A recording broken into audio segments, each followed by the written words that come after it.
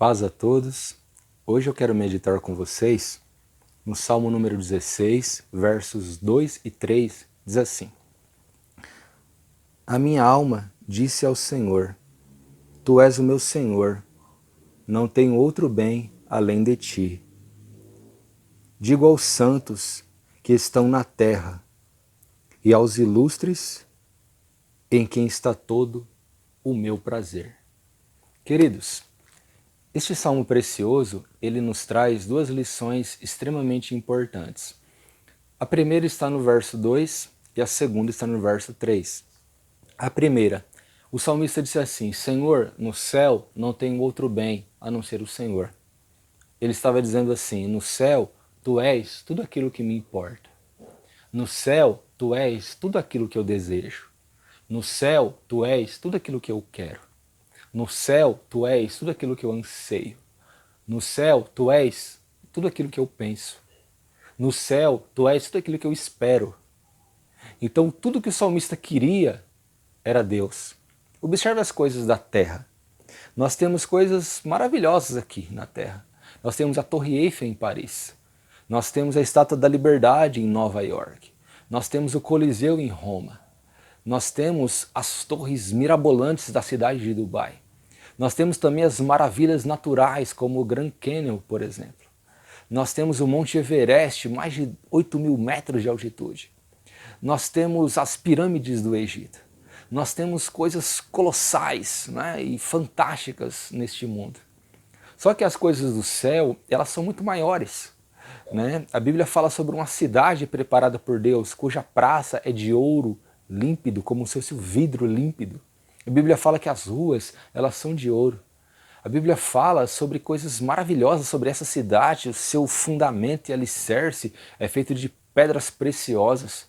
As suas portas são como pérolas. Vamos aos seres que habitam lá no céu. Nós temos lá no céu Miguel, um grande arcanjo, que protege o povo de Israel. Nós temos também Gabriel, um anjo extraordinário. A Bíblia fala que Daniel ele ficou 21 dias jejuando e orando e Gabriel apareceu para ele. Quando Gabriel apareceu para ele, ele caiu no chão como um morto, porque o rosto de Gabriel era como um relâmpago.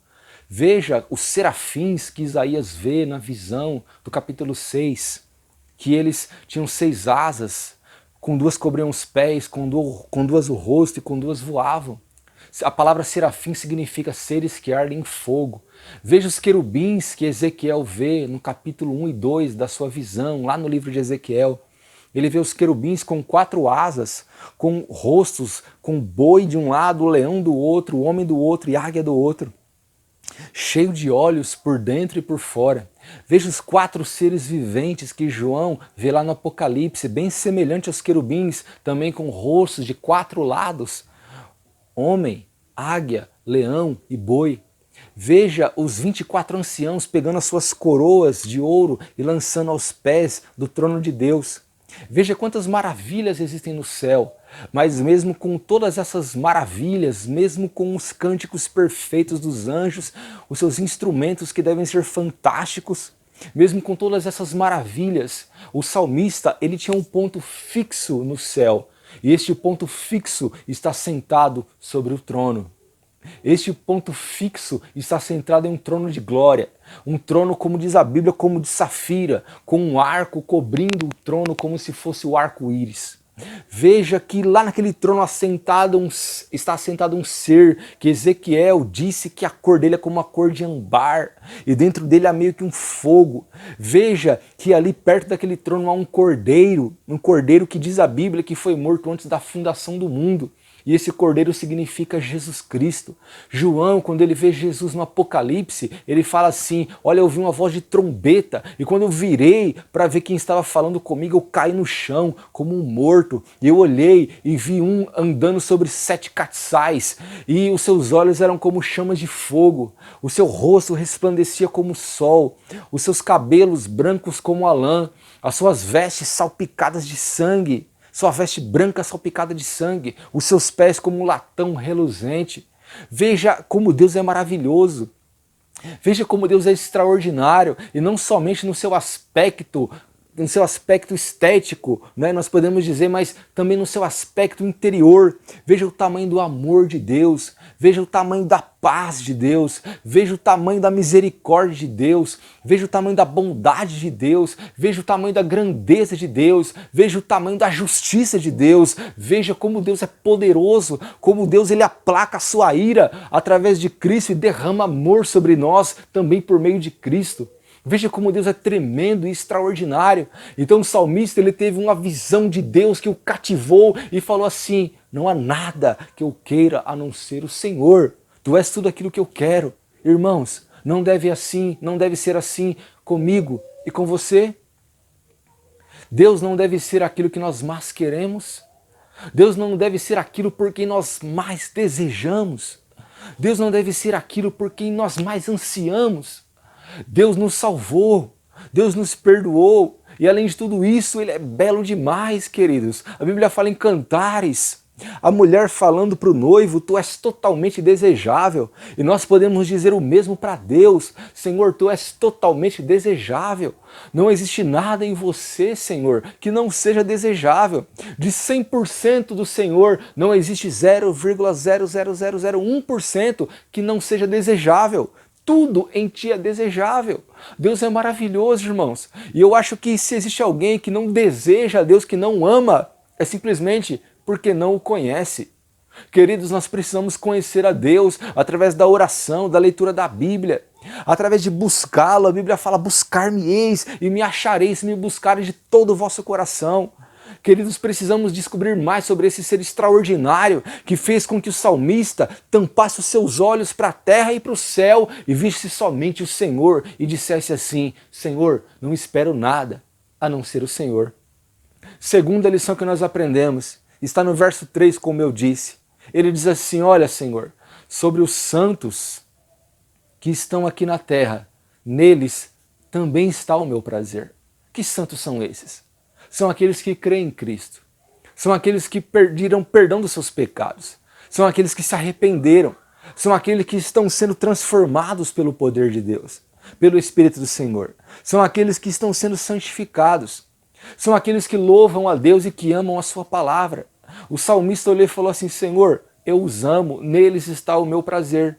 E agora nós podemos fazer algumas perguntas. Esses santos são perfeitos? Não, eles não são perfeitos, mas Deus está santificando eles.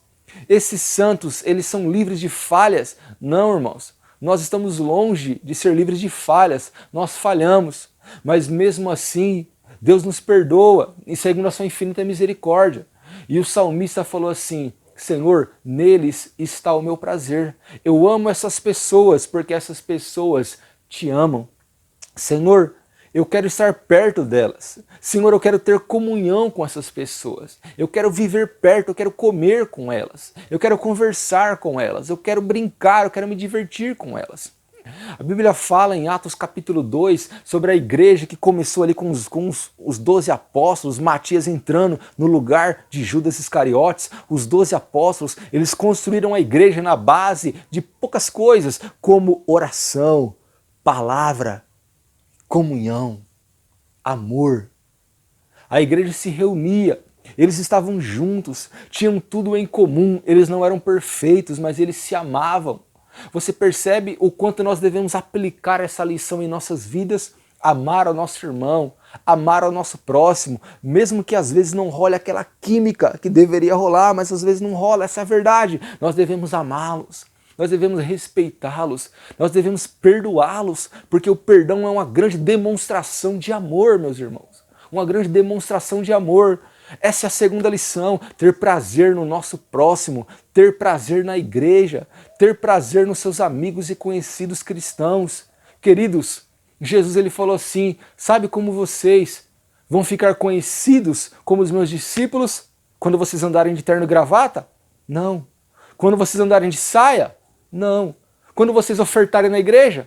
Não. Mas quando vocês amarem uns aos outros. Queridos, qual é o nosso exemplo? Será que nós como cristãos estamos nos degladiando? Será que o mundo pode olhar para nós e desejar ser como nós, sendo que nós estamos brigando uns com os outros? Recentemente está tendo uma briga entre pastores na internet, porque por causa do tal do coronavírus, se fecha, se não fecha a igreja, é um ataque entre eles mesmos, quando nós deveríamos nos reunir, orar com responsabilidade, fazer a nossa parte de cristão, seguindo as instruções da saúde, do ministro da saúde, queridos.